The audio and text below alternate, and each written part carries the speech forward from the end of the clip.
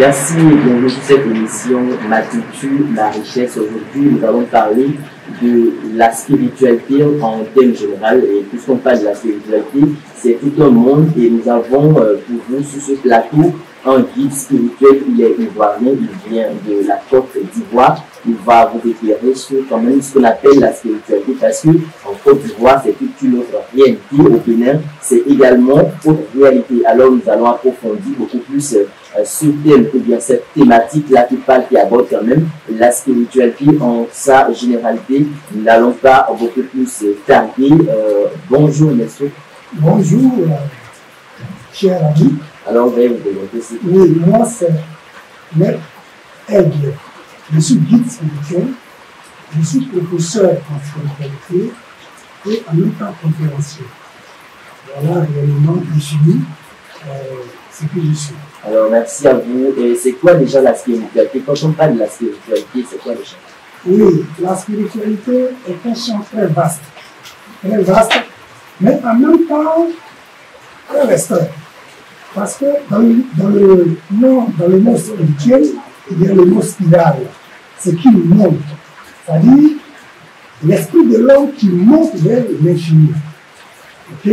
Donc la spiritualité dans son sens général, c'est la connaissance de l'homme. Homme, connais-toi toi-même. Si tu ça, on pense déjà Socrate. Oui, évidemment. Le Socrate, c'est des hommes spirituels. Tous ceux que vous avez vus qui ont révolutionné le monde sont des hommes spirituels. Okay? Parce que la spiritualité, c'est la connaissance de l'homme. Homme, connais-toi toi-même. Si tu te connais, tu pourras connaître l'univers dans lequel tu vis.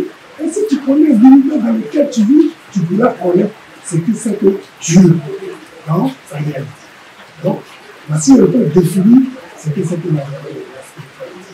Alors, quand on parle de la spiritualité, on parle également de la religion, parce que quand on prend la spiritualité, on a à côté de ce thème-là, ce qu'on n'attend pas à la religion. Alors, vous pouvez nous faire quelle différence vous fait entre la spiritualité, la religion, quelle est la différence de façon générale? Dans le fond, il n'y a pas de différence. Okay? Mais dans la forme, il y a une différence. La forme se situe au niveau de la compréhension des hommes de ce qui est de Dieu. Vous voyez? De ce qui est de Dieu. Comme nous n'avons pas une compréhension élargie de ce qui est de Dieu, nous avons réduit cela. Et cela a engendré des croyances. Okay? Des croyances, des dogmes. Donc, la religion est sectorisée. La religion, c'est la croyance en un esprit. Ok? Quelque chose, c'est qui le la croyance en l'esprit. Ok. Je voudrais dire quoi? Quand tu prends toutes les religions, d'abord, c'est des religions. C'est des religions révélées.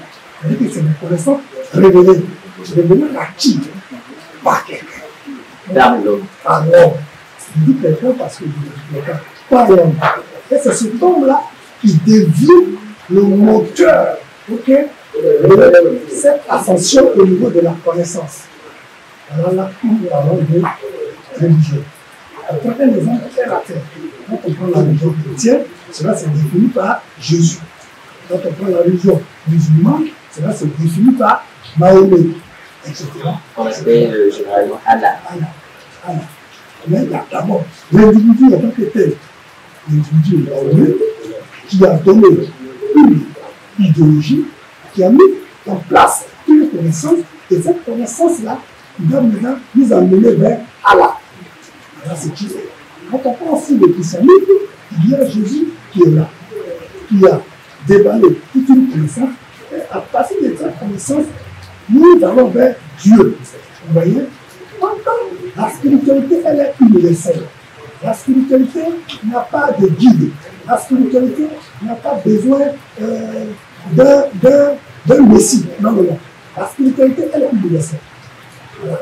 C'est universel. C'est toi, c'est moi, c'est tout le monde. Et c'est cela la spiritualité. Et c'est ça la grande chose.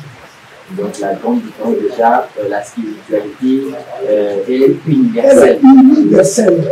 Alors la religion, quant à elle, elle doit passer par quelqu'un. elle doit passer par quelqu'un. Merci pour d'avoir répondu quand même à cette question-là. Alors, quel est votre... Vous êtes spirituel et vous êtes spiritualiste. Vous êtes spirituel, vous êtes spiritualiste. Maître spirituel, guide spirituel, si on peut le dire comme ça. Vous êtes de la Côte d'Ivoire. Alors, dites-nous, quelle est votre particularité? Qu'est-ce qui vous différencie de vos spirituels? Ok. D'abord, en matière de spiritualité, il n'y a pas une spiritualité qui est au-dessus d'une spiritualité. La spiritualité, c'est la connaissance de l'homme. Ok? Quand tu te connais, tu sais ce qui t'anime. Déjà, tu es spirituel. On est spirituel. Parce que quand on parle de l'homme, c'est quelqu'un, c'est une âme dans laquelle est venu habiter un esprit qui est éternel, qui ne meurt pas. L'âme meurt.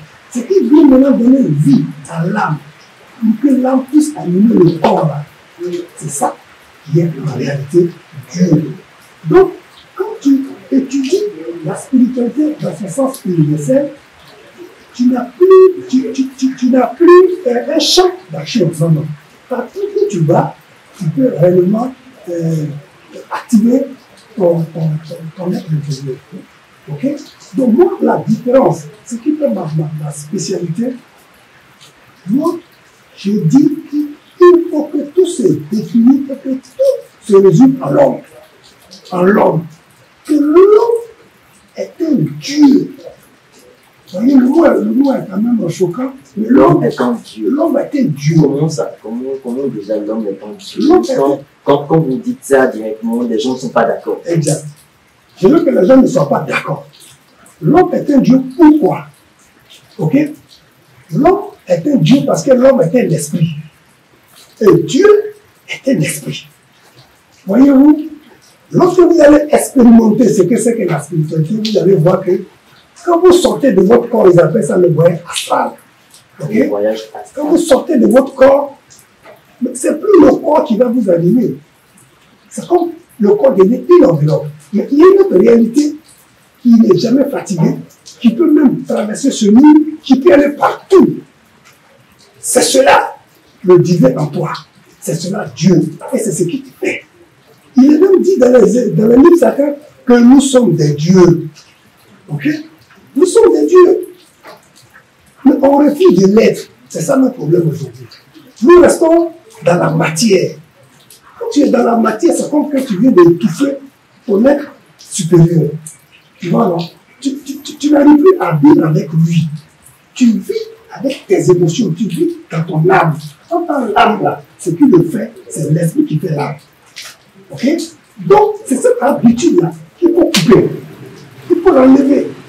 Et comment il faut couper cette habitude? Exact. Ce n'est pas des techniques. Simplement. Toute chose est reposée sur la science. La spiritualité, pour qu'elle soit réellement vécue, elle est reposée sur la science. Et la science de la spiritualité ne sont que des techniques. Ok? Des techniques qu'il faut apprendre, qu'il faut appliquer, et cela va te donner les résultats dont je parle. Tu comprendras que vraiment tu es une âme supérieure. Voilà. Et quand même tu l'es, quand tu prends conscience de cela, parce que pour arriver à la technicité, il faut passer d'abord par la compréhension. Ok? La compréhension, il faut qu'on t'inculque, qu'on mette dans ta tête que toi, tu n'es ni ton corps, tu n'es ni ton cerveau, tu n'es ni ton âme, tu es ton esprit. Alors, votre particularité dans la spiritualité, c'est déjà... C'est de permettre aux hommes de comprendre que eux, ils sont Dieu, parce qu'ils sont esprits. C'est que c'est cet esprit-là qui les fait. Alors, nous avons plusieurs pays en Afrique. Il y a la Côte d'Ivoire, il y a la Guinée, il y a le Bénin. Bref, la liste elle est longue, on ne peut pas tout établir. Alors vous êtes maître spirituel, maître spiritualiste en Côte d'Ivoire, et la réalité c'est peut-être différent. En Côte d'Ivoire c'est autre chose, au Bénin c'est également autre chose. Quelle étude comparative vous avez à faire entre la spiritualité au Bénin et la spiritualité également en Côte d'Ivoire chez vous? Oui, quand tu la prière dans la forme, il y a une différence. Par exemple, en Côte d'Ivoire, là-bas, les pratiques, c'est les mêmes histoires, c'est les mêmes pratiques d'esprit. Ici, on dit le debout parce que c'est une organisation bien définie à laquelle on a engendré une philosophie et puis une pratique scientifique. Ça, c'est le vaudou. Mais le vaudou en lui-même veut dire la pratique des esprits, la science des esprits. Ok? Mais quand vous allez chez le chamanisme, celui qui pratique, c'est-à-dire que la pratique vulgaire qu'on appelle le chamanisme, c'est-à-dire que la pratique des esprits, c'est aussi les mêmes esprits. Ok? C'est les mêmes esprits. Donc il n'y a pas de différence entre les cultes. C'est les noms qui diffèrent. On dit lui là c'est un chaman, on dit lui là c'est, je ne sais pas, c'est un vaudousan, on dit lui là c'est un chantiste. Mais tout est résumé au niveau de l'esprit. Voilà pourquoi je regarde toujours dans le domaine des esprits. Il a tout se résume au niveau des esprits. Quand on dit lui là il pratique le vaudou, c'est l'homme qui pratique le vaudou, ce n'est pas le vaudou lui-même qui se pratique. Tu sais pourquoi les hommes peuvent pratiquer les esprits? C'est parce que les hommes ont en eux un esprit. C'est ton esprit qui te permet de pratiquer un esprit. Sans ton esprit, tu ne peux pas le pratiquer. Et qu'est-ce qui fait que le plus souvent, ces esprits donnent des techniques, donnent des révélations, donnent des connaissances aux hommes. Et déjà quand on a l'esprit là, comment est-ce qu'il faut le pratiquer déjà? Parce que c'est également une problématique, c'est également une question qui se pose sur ça. J'allais le définir. J'ai dit qu'en toute chose, il faut d'abord une étude. Tu fais la communication, tu étais à l'école, tu étais maintenant, quand tu as fini l'école générale, on t'a orienté. Tu allais maintenant dans l'école de la communication. En spiritualité, quand on t'apprend, tu peux le but théorique, c'est que la spiritualité, c'est la science des esprits, on connaît toi-même. Quand on a fini de dire tout ça, et que maintenant la chose a été inculquée, c'est-à-dire que tu t'es imbibé de ça, on va te maintenant passer à la phase pratique. La phase pratique, ça c'est la phase technique, initiation. Ça on appelle dans le milieu spirituel l'initiation. On va t'amener à cette initiation-là. Et cette initiation-là demande certaines prédispositions, certaines dispositions. On va te dire, si tu fais comme ça, si tu fais comme ça, si tu fais comme ça, voilà ce que ça va donner. Et effectivement, si tu le fais, ça va donner ce que ça va donner. Donc c'est cette technique-là que personnellement, je suis venu partager avec mes frères au niveau du Bénin. Et je peux même partager avec, en tout cas, tous ceux qui sont épris de la connaissance spirituelle. Vous en avez des exemples là à donner, c'est ça? Les exemples à donner, d'abord, c'est ce que je suis en train de faire. Je dis d'abord, il faut inculquer la notion de ce que toi tu es Dieu. C'est que les gens refusent. Mais quand on va dans la profondeur, tu vas comprendre que vraiment tu es Dieu. Attends, tu peux dire la sorcellerie. Le sorcier, c'est qui? Le sorcier, c'est celui-là qui a signé un pacte avec un esprit donné. Et cet esprit-là le guide dans ce qu'il fait. Ok? Cet esprit-là lui donne sa force pour faire ce qu'il a mis de faire. Tu vois, non? On appelle ça la technicité. Ça, c'est la technique. Voilà, c'est la technique. Donc, c'est cette technique-là que je suis venu partager avec les frères. C'est-à-dire quoi? Aujourd'hui, au niveau du Bénin, c'est le culte aux esprits. Ok? Il y a tel couvent qui a comme divinité peut-être Thor, etc., etc., etc. Mais quand tu vas capitaliser toi-même que tu es une divinité, que tu as Dieu en toi, que tu es Dieu, tu verras que l'esprit que tu adores, tu ne seras plus l'esclave de cet esprit. Tu seras l'ami, ou bien même son maître quelque part. Parce que nous ne sommes pas faits pour être esclaves de l'esprit. Non, non, non. C'est parce qu'on ne se connaît pas qu'on devient esclave de ces esprits. Les esprits sont faits pour nous orienter, pour nous guider dans tout ce que nous faisons. Ils sont faits pour nous aider. Ok? Pour nous faire avancer dans certaines situations.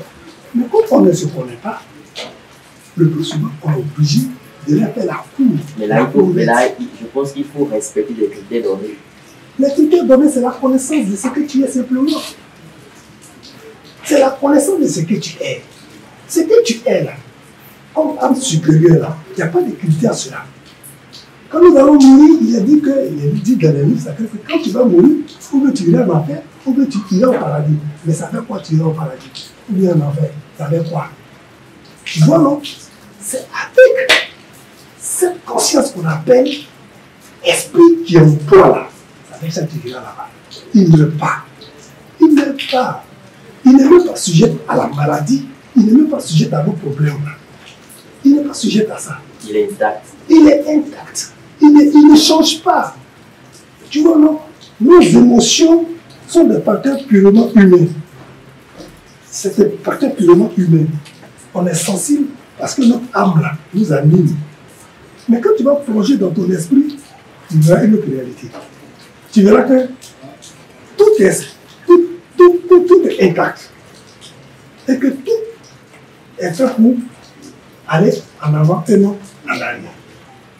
Alors, vous allez nous résumer la pratique de la spiritualité en Côte d'Ivoire et la pratique de la spiritualité au Bénin. Je ne sais pas si vous avez eu le temps quand même de faire le constat, un constat général sur la pratique de la spiritualité au Bénin.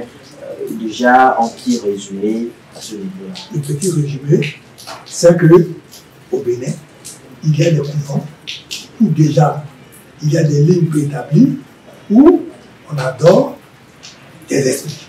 Ça, c'est le Bénin dans son ensemble. Dans les autres pays, c'est la même logique. Ici, là, on appelle ça, leur pratique là, le vaudou. C'est le nom qu'on lui a donné. Au Sénégal. Ça a été structuré. Au Sénégal aussi, quand tu vas partir au Sénégal, là-bas aussi, ils adorent les esprits. Mais là-bas, ils ont un côté plus musulman. Okay? Donc, ils ont islamisé la chose. Ils se servent d'autres supports, tels que le Coran, tels que des versets coraniques, pour pouvoir avoir accès à ces esprits. Tu vois que quand on parle, à la fin, c'est l'esprit qui est là. C'est l'esprit qui est là. Donc, c'est la même chose. C'est la même chose. C'est le culte des esprits. En dehors de la religion, où là-bas, il y a un messie, ou bien il y a un mentor qui nous dirige. En dehors de cela, toutes les autres pratiques, c'est la pratique des esprits. Donc il n'y a pas de différence. Il n'y a pas de différence.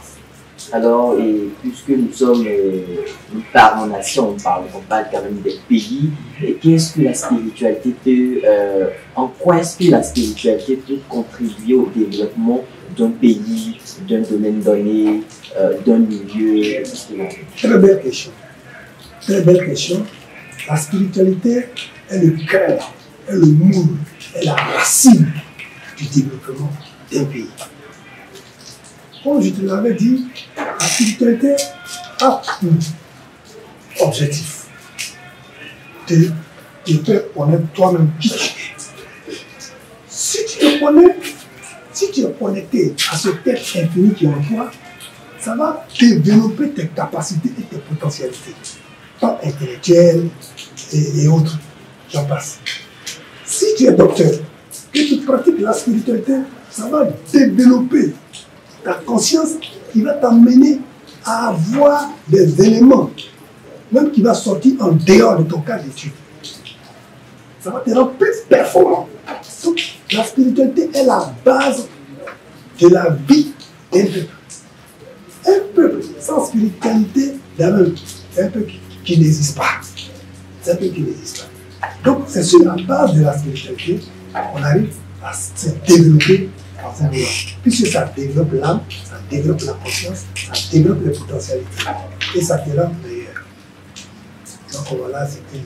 Alors vous, votre domaine même, c'est la connaissance de soi. Votre particularité, si je peux le dire comme ça, c'est beaucoup plus la connaissance de soi.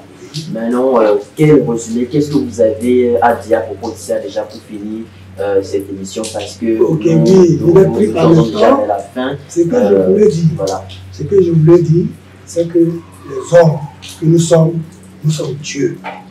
Qu'on a fait que nous sommes Dieu. Étant Dieu, si nous nous acceptons, il y a des techniques qu'on peut prendre pour pouvoir devenir ce Dieu-là. Parce que quand on dit nous sommes Dieu, nous restons dans le côté extérieur. Mais la technique te permet d'entrer à l'intérieur et de le pratiquer. Si tu le pratiques, tu vas exceller dans tout ce que tu fais. Si tu le pratiques, il n'y a pas un problème qui qui pourra t'échapper. Non, non, non. Ce qui ne peut pas échapper à Dieu, là, ça ne peut pas t'échapper. Parce que tu es un Dieu. Ok? C'est ça l'enseignement du moment. Parce que tout évolue. Donc il faut pas évoluer aussi la spiritualité. Il ne faut pas évoluer la spiritualité, c'est pas évoluer l'homme. Parce qu'il n'y a pas de spiritualité à part, il n'y a pas l'homme à part. C'est l'homme qui pratique la spiritualité. Ok? Voilà ce que je voulais raconter comme aujourd'hui. Merci à vous, bien sûr. C'est la fin de cette émission. Ma culture, ma richesse, axée surtout sur la spiritualité. Nous avons eu le maître spiritualiste qui est venu depuis la Côte d'Ivoire, qui s'est présenté tout à l'heure. Vous l'aviez bien suivi du début jusqu'à la fin. Et nous sommes vraiment à la fin de cette émission. Merci et à tout à l'heure. Alors, si vous voulez vraiment le rejoindre via WhatsApp, vous allez taper le plus 225 07 09 93 50 08, ou soit vous voulez l'appeler directement, venez au Bénin, plus 229 55 91 29 112. Merci à tous et à tout à l'heure.